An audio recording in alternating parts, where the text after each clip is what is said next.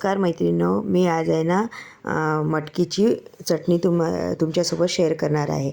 मी मटकी आहे ना भिजत घातली आणि त्याला छान असे मोड आणले आणि त्याच्यानंतर 2-3 घंटे उन्हामध्ये सोकू दिली। त्याच्यानंतर आहे ना कढईमध्ये तेल टाकून अशी छान परतून घेतलेली आहे आणि त्याच्यानंतर कढईमध्ये तेल टाकलं, जिरं, मोहरी, शोप, शेंगदाणे असे छान असे खमंग भाजून घ्यायचे आहे, तळून घ्यायचे आहे। तुम्ही बघू शकता त्याच्यात 1 वाटी शेंगदाणे, अर्धी वाटी खोबरं आणि छान असं परतून घ्यायचं आहे आणि त्याच्यानंतर 3-4 चम्मच तीळ घेतलेले आहे आणि ते पण छान असे खमंग भाजून घेतलेले आहे आणि 15-20 लसूण पाकळ्या पण परतून घेतलेल्या आहे आणि मिक्सरच्या भांड्यात सर्व सारण घेऊन घेतलेले आहे। त्यात तिखट, मीठ आणि थोडीसं शेव असं मिक्सरमधून बारीक करून घेतलेलं आहे, तुम्ही बघू शकता। आणि थोडंसं हिंग पण टाकलेला होता मी।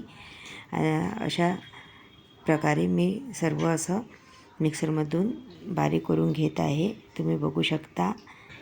अशा प्रकारे आपली चटणी एकदम छान तयार झालेली आहे।